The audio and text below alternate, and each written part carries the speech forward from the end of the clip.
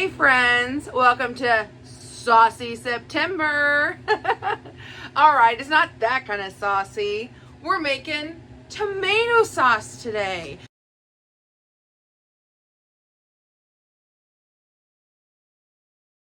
When Ginger asked me if I would be interested in being a part of her collaboration this month, I said, of course.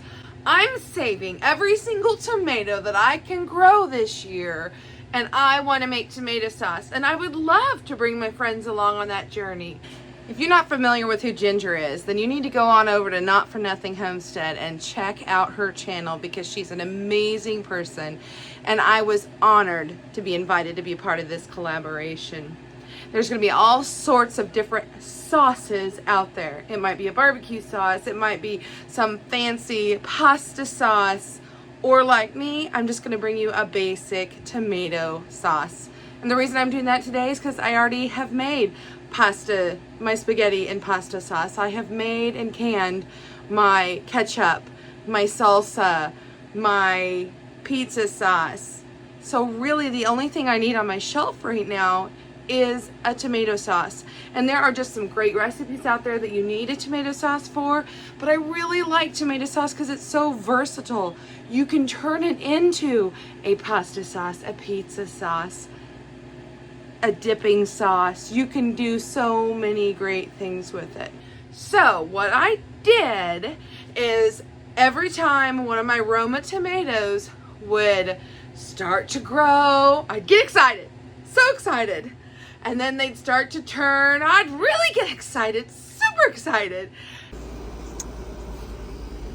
And then they would turn red and they'd be ready to pick. And I'd grab a few here, a few there. Maybe I'd get lucky and get a full basket. But it was never enough to make a batch of sauce. What I did is I would take them and I would cut off the stem or any bad spots, and then I'd put them in the freezer. I've still got some green tomatoes on the vine, but I've got enough that I think we can make some tomato sauce today. So let's get busy, and I'm going to show you some fun and easy tricks on how to make a simple tomato sauce. Here you can see that any bad spots were just cut right off. I put an X in the bottom. So what I'm gonna do is I've got warm water here, and I'm just gonna run my hands across this. And guys, you're gonna be amazed.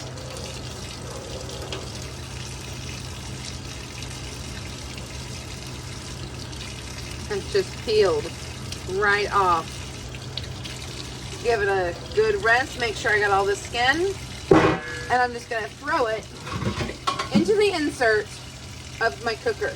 Save these tomato peels so that we can freeze dry them and make tomato powder.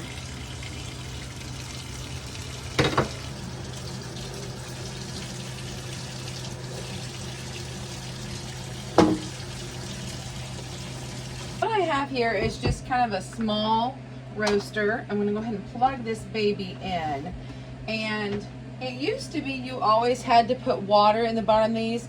You don't have to, but if you just put a small, I don't know, maybe 1/4 of an inch, and then I'm going to put my tomatoes in here because my tomatoes are frozen and I don't want to take a chance of them scorching. So these are Roma tomatoes, and I have the pot full. This is all the tomatoes I've gathered. I'm going to put that lid on there, and I'm going to turn it on the lowest setting, 150 degrees. Right now, all I'm wanting to do is just go ahead and warm up my tomatoes. I'm not actually roasting them yet. I just want to get them thawed out. And while that happens, we'll move over here to the tomato skins. Currently, my freeze dryer is full. And so what I'm going to do is I'm just going to put these into a Ziploc freezer bag. And this is probably enough for about one tray. And I'm just gonna kind of squish them down and put them in my freezer until maybe later this winter I'll have room to do this. But if you're curious of how this works, I actually have a video that kind of shows what I did. Now we need to get back to the roaster and I want to show you what's happened.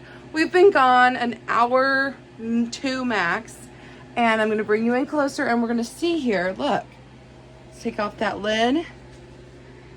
If you look, all the liquid has come out of those tomatoes.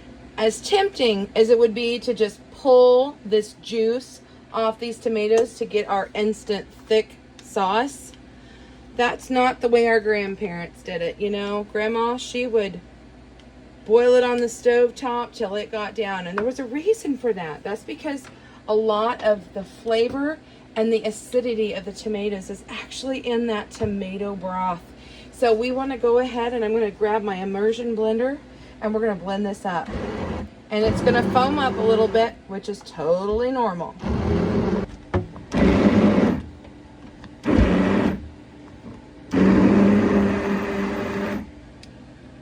Now this actually is kind of a thin tomato sauce, and we definitely could can it as is. But I think I want it to get a bit thicker, so I'm going to leave this to cook all night with the lid venting. Good morning, it's the next day. Let's take a peek. Ooh, looky there. I have unplugged the cooker. I've moved it over and I have now put my Vitamix here. We're going to use it next, but before I do that, I want to get water started in my steam canner. So we are going to add water up to this tray.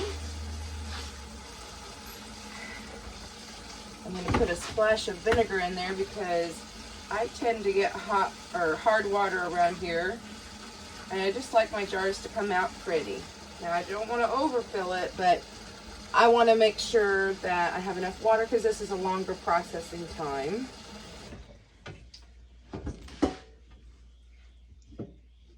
So now take this over to the stove, turn this on to start warming up. And now we're going to get back over here. I'm going to kind of mix this up. It has definitely thickened overnight. But I want a nice, soft, creamy puree. I'll fill this maybe half full.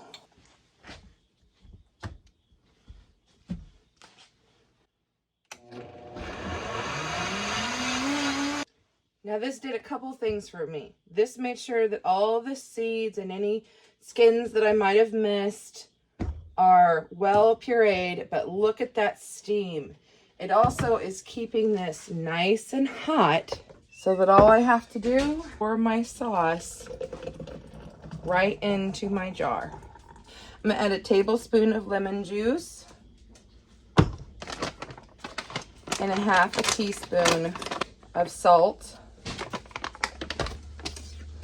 Take my debubbler, kind of mix that in.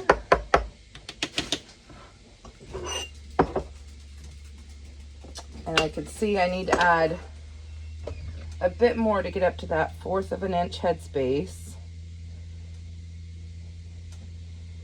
Wipe that rim with vinegar.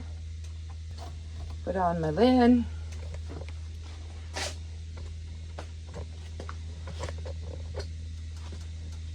Take it over here and we'll put it in the canner. And then back over we go. Except this time, I'm going to remember to put my lemon juice in first. So here we go.